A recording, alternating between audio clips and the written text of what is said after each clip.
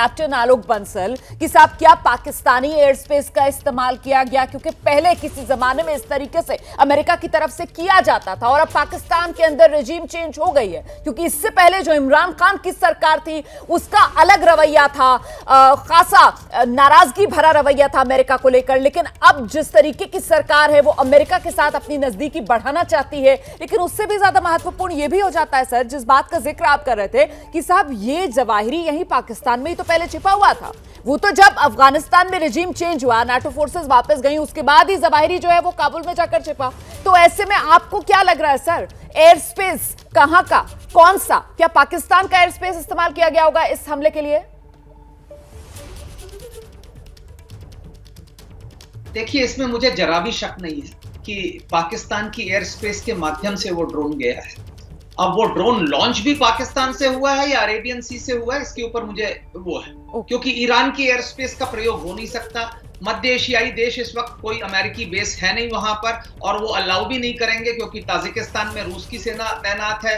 Uzbekistan, Turkmenistan इस वक्त तालिबान के साथ बड़ी मित्रता दिखा रहे हैं, तो वहां से भी जाने की उसकी संभावना मुझे कम लगती है। तो ऐसा मुझे लगता है कि वो अगर कहीं से भी मेरी जो संभावना है वो ये है कि अरेबियन अरब सागर से उनके किसी कैरियर से ये ड्रोन लॉन्च हुआ है और ये पाकिस्तानी एयर स्पेस का प्रयोग करते हुए गया है।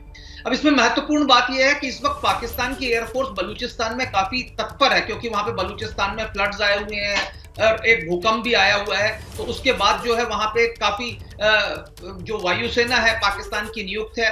कल एक हेलीकॉप्टर क्रैश हुआ है, क्या इसका भी कोई संबंध है ये कहना थोड़ा मुश्किल है, लेकिन मुझे 90% यह आशंका है, 90 से 95% की पाकिस्तान की एयर स्पेस के माध्यम से ही वो ड्रोन जो है अफगानिस्तान में गया होगा। और जहां तक है उसका लॉन्च शायद अरेबियन सी से हुआ हो, या हो सकता है पाकिस्तान की सरकार ने इस वक्त IMF से लोन लेने के चक्कर में अमेरिका को एक बेस भी प्रोवाइड कर दिया हो, तो इसमें मेरे को कोई शक नहीं होगा, क्योंकि जैसा कि आप जानते हैं कि अमेरिका की जो आर्थिक स्थिति है इस वक्त काफी गंभीर है। और कुछ दिनों पहले पाकिस्तान के जो आर्मी चीफ हैं जनरल बाजवा, उन्होंने अमेरिका से बात की कि भाई आप IMF का जो लोन डिसबर्समेंट है $1.2 बिलियन का जो जुलाई में देना था वो कर दीजिए। तो अगर आर्मी चीफ ने बात की है तो कुछ क्विड प्रो को हो सकता है, और उसमें से एक क्विड प्रो को ये हो सकता है कि पाकिस्तान की एयर स्पेस हम आपको अलाउ करेंगे यूज करने के लिए, और आप ये जो IMF $1.2 बिलियन देने वाला है इसमें आप अड़ंगा ना करें। बिल्कुल सर, महत्वपूर्ण बात आप कर रहे हैं। जरा जान लेते हैं कि पाकिस्तान में इसको लेकर किस तरीके की चर्चा है। हमजा, पाकिस्तान के एयर स्पेस का सौदा क्या किया गया है? आपके पास किसी तरीके की कोई खबर, सूत्र क्या जानकारी दे रहे हैं आपको? पाकिस्तान में किस तरीके की चर्चा? IMF से पैसा लेना है, पाकिस्तान खस्ता हाल है, क्या उसकी वजह से ही ये पाकिस्तानी एयर स्पेस जिसके इस्तेमाल करने का सौदा पाकिस्तान ने किया हो अमेरिका के साथ? क्योंकि ज्यादा चांसेस यही हैं कि पाकिस्तानी एयर स्पेस का इस्तेमाल तो हुआ होगा इस हमले में। हमजा,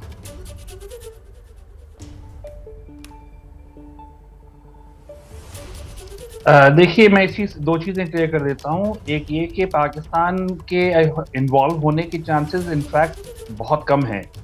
अगर होंगे भी तो शायद इंटेलिजेंस लेवल तक हो सकते हैं, ऑन ग्राउंड इंटेलिजेंस हो सकती है, लेकिन वो भी इसके चांसेस भी बहुत कम है। ISI की जो इन्फ्लुएंस तालिबान के साथ मिला जुला पहले जो था वो अब उस तरह से नहीं है।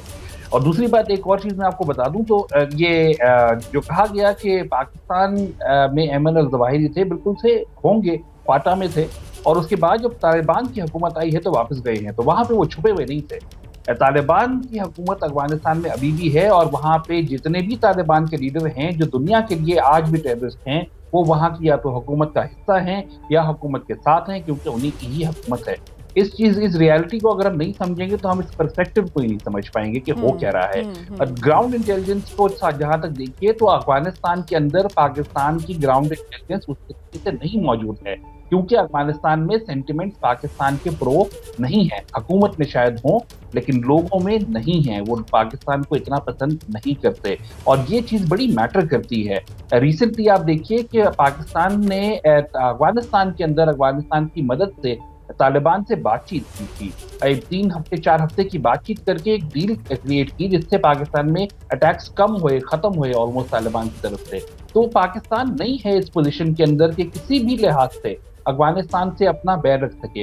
ये एक और मैं चीज याद दिला दूं, पाकिस्तान ने एयर स्ट्राइक की थी एक दफा अभी कुछ अर्सा पहले अक्रॉस द बॉर्डर, और तालिबान ने इंतहाई सख्त अल्फाज में पाकिस्तान को धमकी दी थी कि अगर आइंदा ऐसा हुआ तो उसका जवाब बहुत सख्त दिया जाएगा। तो मेरा नहीं ख्याल कि पाकिस्तान की इन्वॉल्वमेंट उस तरीके से इसके अंदर शामिल है।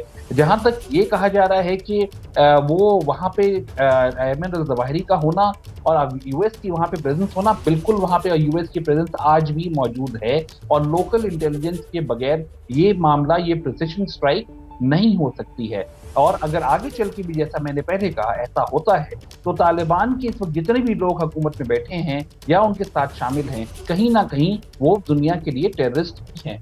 तो अफगानिस्तान में तालिबान ने एग्रीमेंट की वायलेशन नहीं की है, जहां तक मेरा ख्याल है। उन्होंने तो उल्टा ये कहा है कि अमेरिका ने दोहा एग्रीमेंट की वायलेशन की है। बिल्कुल, लेकिन वो जो दोहा अग्रीमेंट था उस पर यह भी तो था ना कि साहब आप आतंकवाद का सफाया करेंगे, और वहां पर मोस्ट वांटेड अमेरिका का आपने उसको बाकायदा से फलने फूलने के एक तरीके से विकल्प दिया हुआ है। तो इसको अमेरिका कैसे बर्दाश्त करता? क्योंकि हमको नहीं भूलना चाहिए $25 मिलियन यही है ना वो बाउंटी जो रखी हुई थी अल-ज़वाहिरी पर अमेरिका की तरफ से, उसके बारे में किसी को भी जानकारी देने के लिए। तो कुल मिलाकर फिलहाल बड़ा अंत आतंक का प्रहार हुआ है, सीधा ढेर कर दिया गया है अल-कायदा के सरगना अल-ज़वाहिरी को, और इसकी पुष्टि खुद अमेरिकी राष्ट्रपति जो बाइडेन की तरफ से कर दी गई है। क्या मजबूरी है मेरी, बताइए। मैं अभी आपको बताती हूँ कि मैंने ओए होए होए होए, नमकीन के चटकारे लेते हुए टकटकी मार के डिबेट शो को पॉज रिपीट कर कर के देख रहे हैं जोगिंदर जी। इनकी तरह आप भी देखें अपनी फेवरेट डिबेट्स को रिपीट कर, और डाउनलोड कीजिए एबीपी लाइव ऐप अपने स्मार्ट टीवी पर।